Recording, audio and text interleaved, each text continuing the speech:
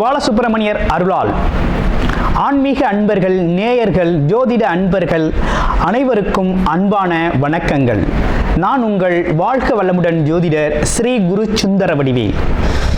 இப்போ பார்த்தீங்கன்னா 2025 நடக்க இருக்கிற தமிழ் புத்தாண்டு எப்படி இருக்குது, என்னென்ன விசேஷங்கள் இருக்குது, ஒவ்வொரு ராசிக்கும் எப்படி இருக்கும், என்ன செய்யலாம், என்ன செய்யக்கூடாது, என்ன விதமான வழிபாடுகள் செய்யணும், ஒவ்வொரு நட்சத்திரங்களுக்கும் என்ன விதமான பலன்கள் இருக்குது, இந்த ஆண்டு முழுவதும் இருக்கக்கூடிய கிரக பெயர்ச்சிகளால் ஏற்படக்கூடிய மாற்றங்கள் என்ன, வளர்ச்சி எப்படி இருக்கும், குடும்ப வாழ்க்கை எப்படி இருக்கும், சுப நிகழ்ச்சிகள் எப்படி இருக்கும், வீடு, வண்டி, வாகனம் மற்றும் அசையும் மற்றும் அசையா சொத்துக்கள் யாருக்கு அமையும், குழந்தை பாக்கியம் யாருக்கு கிடைக்கும் அப்படிங்கும் பல்வேறு விஷயங்களை பற்றி இந்த ஒரு வருடம் இருக்கக்கூடிய மொத்த பலனையும் நம்ம இந்த வீடியோ மூலமாக பார்க்க இருக்கிறோம். இப்போ இந்த விசுவாவசு வருடம் தமிழ் புத்தாண்டுகளில் 60 வருடங்களில் 39வது வருடம் தான் இந்த வருடம். இந்த வருடம் இந்த ஆண்டு பிறக்குது. இந்த வருடத்தில் பிறக்கும் குழந்தைகள் தைரியமாக குழந்தைகளாகவும், எல்லோரையும் அனுசரித்து தெரியக்கூடிய குழந்தைகளாகவும், பண்புள்ள குழந்தைகளாகவும், அது மட்டும் இல்லாமல் தர்ம காரியங்கள், புண்ணிய காரியங்கள் ஈடுபடக்கூடிய குழந்தைகளாகவும் பிறப்பார்கள் அப்படிங்கிறது சித்தர் பாடல்களில் உள்ள ஒரு அமைப்பு. அது மட்டும் இல்லாமல் தன் மகனை சான்றோன் என கேட்ட தாய் அப்படிங்கிறது மாதிரி அந்த குழந்தைகள் பெற்றோருக்கு பெருமை சேர்ப்பார்கள் அப்படிங்கிற ஒரு விஷயமும் இருக்குது. இப்போ இந்த வருடத்தில் இந்த வருட பிறப்பின் அடிப்படையில் சூரியன் அப்படிங்கிற ஒரு ராஜாவாகவும் மந்திரியாகவும் இருக்கிறதுனால அரசியல் மாற்றங்கள், அதிகாரம் சார்ந்த மாற்றங்கள் அப்படிங்கிற ஒரு விஷயம் நடக்க இருக்குது.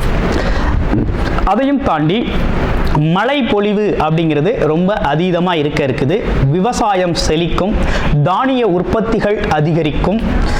அடுத்து பார்த்தீங்கன்னா மக்கள் செழிப்பமடைவார்கள்.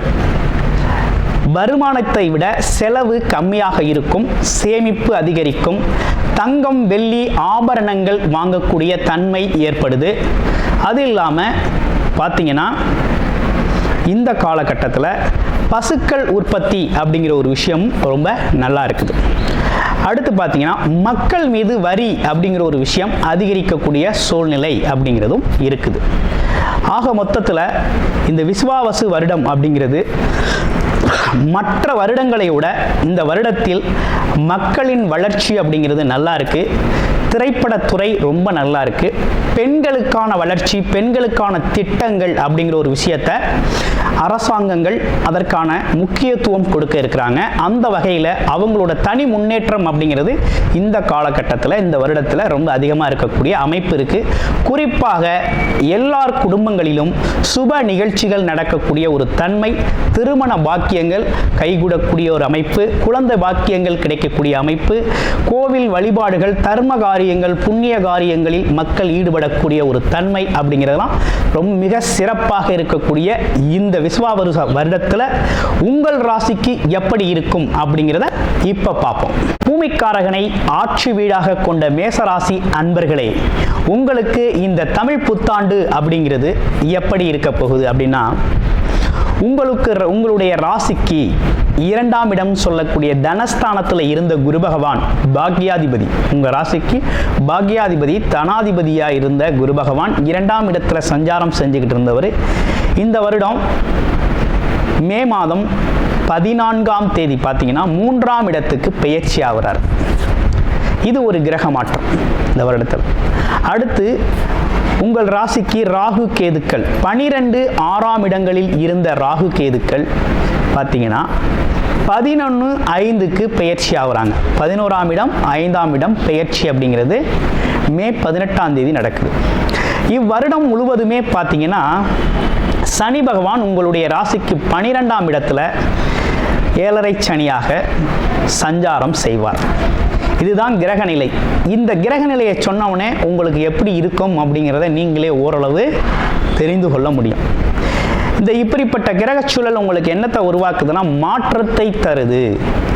உத்தியோக மாற்றம், தொழில் மாற்றம் அப்படிங்கிற ஒரு விஷயம் உங்களுக்கு ஏற்படக்கூடிய ஒரு தன்மை அப்படிங்கிறது இந்த காலகட்டத்தில் இருக்குது. அடுத்து ரெண்டாவது, எடுத்த முயற்சிகளில் வெற்றி நடக்குது. பல்வேறு விதமான முயற்சிகளை எடுத்து பார்த்தாச்சு, தடை தாமதம், ஒரு விதமான சோர்வு, நடக்குமா நடக்காதா அப்படிங்கிற ஒரு சந்தேகம், அலைச்சல், இப்படிப்பட்ட விஷயங்களுக்கெல்லாம் தீர்வா இந்த காலகட்டத்தில் எடுக்கிற முயற்சிகள் தாமதமானாலும் நடக்கும். உறுதியாக நீங்கள் நடக்கும், நம்பி முயற்சி எடுக்கலாம் அப்படிங்கிற ஒரு நல்ல சூழ்நிலை அப்படிங்கிறது இருக்குது. அடுத்து பார்த்தோம்னா திருமண சம்பந்தப்பட்ட விஷயங்கள்லாம் எப்படி இருக்குது அப்படின்னு கேட்குறாங்க. நமக்கு குருபலம் இல்லாவிட்டாலும் வரன் அவங்களுக்கு குருபலம் இருக்குது அப்படின்னா தாராளமாக உங்களுடைய சுய ஜாதகத்தில் என்ன தசாபுத்தி அமைப்பு நடக்குதுன்னு பார்த்து உங்களுக்கான திருமண சுப விசேஷங்களை தாராளமாக இந்த வருஷத்தில் செய்து கொள்ள முடியும். அதாவது வரவுக்கேற்ற செலவு அப்படிங்கிறது கிட்டத்தட்ட இந்த வருஷம் உங்களுக்கு ஈக்குவலாக தான் போகுது. அதில் கொஞ்சம் கவனமாக தான் நீங்கள் இருக்கணும் அப்படிங்கிற மாதிரி இருக்குது. இப்போ என்னென்னு கேட்டிங்கன்னா 12ஆம் இடத்துல இவ்வருடம் ஃபுல்லாக 7.5 சனியாக சஞ்சரிக்கக்கூடிய சனி பகவானால் இரவு நேர பயணங்கள், தனித்து பயணம் பண்ணுறதை கொஞ்சம் தவிர்த்துக்கணும். அடுத்து இரவு நேரத்தில் உத்தியோகம் பார்க்குறது, வேலையை கண்டினியூ பண்ணுறது அப்படிங்கிற நீண்ட நேரம் வேலை பார்க்குறது அப்படிங்கிறதெல்லாம் கொஞ்சம் தவிர்த்துக்கணும். அடுத்து பார்த்தோம்னா கர்ப்பிணி பெண்கள் இரவு நேர நீண்ட தூர பயணம் போகிறதையும் தவிர்த்துக்கணும். இப்படிப்பட்ட விஷயங்கள்லாம் தவிர்த்துக்க வேண்டிய விஷயமாக இருக்குது. ஆமாம். அது மட்டும் இல்லாமல் நீர் சம்பந்தப்பட்ட சிறு சிறு சின்ன சின்ன உபாதைகள் வந்து போகக்கூடிய ஒரு தன்மை அப்படிங்கிறது நமக்குள்ள இருக்குது. அப்போ கண் அப்படிங்கிற ஒரு விஷயமும், கண் கால் சம்பந்தப்பட்ட விஷயங்களை கொஞ்சம் கூடுதல் கவனம் எடுத்துக்கணும். அடுத்து இந்த காலகட்டத்தில் என்னன்னா பூர்வீக சொத்து சம்பந்தமான விஷயங்களை இப்போ கையில் எடுக்கப்படாது. ஏன்னா இப்போ நமக்கு குருபலம் இல்லை. இன்னொரு பக்கம் சனி பகவான் 12ஆம் இடத்துல இருக்காரு. ராகு கேதுக்கள் நமக்கு சாதகமாக இருந்தாலும் ராகு பகவான் மட்டும் ரொம்ப சாதகமாக இருக்கார். அது எப்படி இருக்கார் அப்படின்னா குருவோட பார்வை 9ஆம் பார்வைன்னு சொல்லக்கூடிய சிறப்பு பார்வையில் சாதகமாக இருக்கிறாரு. அப்போ இந்த காலகட்டத்தில் என்னென்னா வெளியூர் வெளிநாடு பயணங்கள் அப்படிங்கிறது ரொம்ப அதிகமாக இருக்கும். அதுவும் உத்தியோகம் சார்ந்த பயணங்கள் ரொம்ப நல்லா இருக்கக்கூடிய அமைப்பு இருக்குது. கல்வி, உயர்கல்விக்காக போகக்கூடிய ஒரு அமைப்பு அப்படிங்கிறதும் ரொம்ப நல்லா இருக்குது. அப்போ இந்த காலகட்டம் அப்படிங்கிறது இவ்வளவு தான் இந்த காலகட்டத்து உங்களுக்கான சிறப்பான பலன்கள் அப்படிங்கிறது மாதிரி தான் இருக்குது. அடுத்து குரு பார்வையால் ஏற்படக்கூடிய நன்மைகள் என்ன அப்படின்னு பார்க்கையில் திருமண சுப விசேஷங்கள் நடக்கும். அடுத்து பார்த்தோம்னா உங்களுக்கு நடக்க வேண்டிய விஷயங்கள் வேற என்ன விசேஷங்கள் நடக்குது அப்படின்னா அப்பாவோட உடல் ஆரோக்கியம் சம்பந்தப்பட்ட விஷயங்கள் நல்லா இருக்கும். ஆமாம், கொடுத்த பணம் மற்றும் உங்களை கையை விட்டு போன விஷயங்கள்லாம் திரும்ப கிடைக்கும், லாபகரமாக கிடைக்கும். அடுத்து பார்த்தீங்கன்னா உங்களுக்கு மூத்த சகோதரர்கள், வயது மூத்தவர்கள் உங்களுக்கு நிறைய உதவிகளை செய்ய முற்படுவாங்க. அடுத்து மறுமணம் அப்படிங்கிற ஒரு விஷயம் இந்த காலகட்டத்தில் மேசராசி அன்பர்களுக்கு மறுமணத்திற்காக வெயிட் பண்ணிக்கிட்டு இருக்கவங்களுக்கு கண்டிப்பாக நடக்கும். எதிர்பாராத மாற்றங்கள், எதிர்பாராத பணவரவு அப்படிங்கிற ஒரு விஷயத்தை இந்த காலகட்டத்தில் நீங்கள் எதிர்பார்க்கலாம். எப்படின்னா சில விஷயங்கள் உங்களுக்கு அவ்வளவு திருப்திகரமாக நம்பிக்கையாக இருக்காது, ஆனால் அதெல்லாம் நடக்கக்கூடிய அமைப்புகள் அப்படிங்கிறது இந்த காலகட்டத்தில் சாத்தியமாக இருக்குது. அடுத்து முகம் தெரியாத நண்பர்கள், வேற்று மதத்தினர், இவங்கெல்லாம் உங்களுக்கு உதவி செய்யக்கூடிய ஒரு நல்ல காலகட்டமாக உங்களுக்கு இருக்குது. குருமார்களோட சந்திப்பு, அதே போல் தெய்வ திருப்பணிகளில் ஈடுபடுறது, ஆன்மீக ஈடுபாடுகளை கொஞ்சம் அதிகரிச்சுக்கிறது, இப்படிப்பட்ட விஷயங்கள்லாம் ரொம்ப நல்லது. தர்ம காரியங்கள், புண்ணிய காரியங்களில் நீங்கள் கலந்துக்கணும் அப்படிங்கிற ஒரு அமைப்பு இருக்குது. இதெல்லாம் செஞ்சுக்கோங்க. அப்போ இந்த காலகட்டத்தில் நீங்கள் செய்ய வேண்டிய பரிகாரம் என்ன அப்படின்னு பார்த்தோம்னா 2 விஷயந்தான். நம்ம 7.5 சனி அப்படிங்கிற ஒரு காலகட்டத்துக்குள்ள நம்ம வந்துட்டோம். அப்போ சனிக்கிழமைகளில் என்ன பண்ணணும்னா சனி பகவானுக்கு நல்ல எண்ணெயில் விளக்கேற்றி வழிபாடு செய்யணும். அதே சனிக்கிழமைகளில் ஆஞ்சநேயருக்கு நெய் விளக்கேற்றி வழிபாடு செய்யணும் அப்படிங்கிற ஒரு அமைப்பு அப்படிங்கிறது இருக்குது. அடுத்து நட்சத்திரங்களுக்கு என்ன பலன் அப்படின்னு பார்க்க போகிறோம். அஸ்வினி நட்சத்திரம் அப்படின்னு எடுத்துக்கிட்டோம்னா இந்த காலகட்டத்தில் மனம் சார்ந்த விஷயங்கள், மனம் என்ன நினைக்குது அப்படின்னா கிட்டத்தட்ட ஆன்மீக நாட்டங்கள் தான் ரொம்ப அதிகமாக இருக்கும். குழந்தைகள் மீது அதீத பற்று, அக்கறை அப்படிங்கிற ஒரு விஷயம்லாம் ஏற்படக்கூடிய ஒரு தன்மை இருக்குது. அடிக்கடி மனதில் பார்த்தீங்கன்னா ஒரு இனம் புரியாத கவலையும் வருத்தமும் வந்து போகக்கூடிய ஒரு தன்மை இருக்குது. அதனால் விநாயகர் வழிபாடு அப்படிங்கிறத நீங்கள் செஞ்சுக்கங்க, ரொம்ப நல்லது.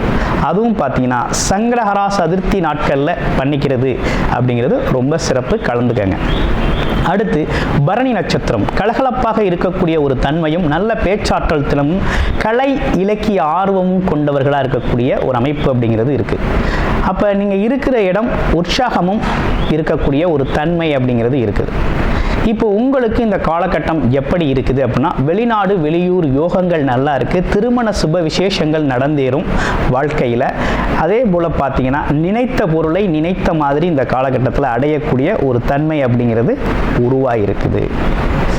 அப்போ ஆசைப்பட்ட விஷயத்தை இந்த காலகட்டத்தில் எதிர்பாராத ஆசைகள், நிறைவேறாத ஆசைகள்லாம் நிறைவேறக்கூடிய ஒரு அமைப்பு இருக்குது.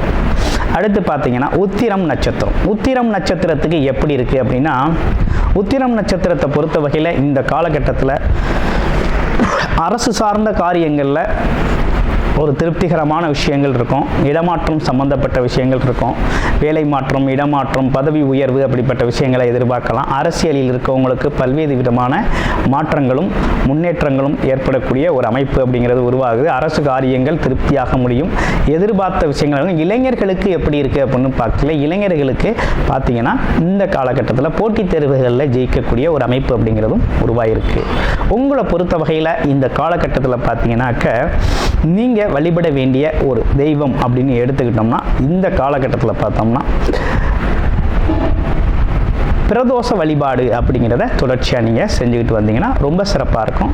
நன்றி, வணக்கம், வாழ்த்துக்கள். கூடுதல் தகவலாக நேயர்களின் விருப்பத்திற்கிணங்க நமது ஸ்ரீ பாலசுப்பிரமணியர் ஆலயத்தில் அனைத்து விதமான சகல விதமான தோஷங்களும் நிவர்த்தி அடைய பரிகார பூஜைகள் தொடர்ச்சியாக நடக்க இருக்குது. அது மட்டும் இல்லாமல் திருமண தடை, குழந்தையின்மை, தொழில் முன்னேற்றம், வேலை வாய்ப்பு கிடைத்தல், ராகுகேது தோஷங்கள் நிவர்த்தி அடைய, குலதெய்வ அருள் கிடைக்க, கடன் பிரச்சனை தீர, வாழ்வில் பணம், பொருள், செல்வாக்கு அதிகரிக்க, இப்படிப்பட்ட விஷயங்களுக்காக பல்வேறு விதமான சகல பிரச்சனைகளுக்கும் தீர்வு கிடைக்கும் வகையில் பரிகார பூஜைகள் நமது ஸ்ரீ பாலசுப்பிரமணியர் ஆலயத்தில் நேயர்களின் விருப்பத்தின் பேரில் தொடர்ச்சியாக நடக்கிறதுக்கு உங்களுக்கு விருப்பம் இருக்கும் பட்சத்தில் டிஸ்பிளேல தர நம்பருக்கு கால் பண்ணி உங்களுக்கான பரிகார பூஜைகளை ஸ்ரீ பாலசுப்பிரமணியர் ஆலயத்தில் செய்து கொள்ளலாம். நன்றி, வணக்கம்.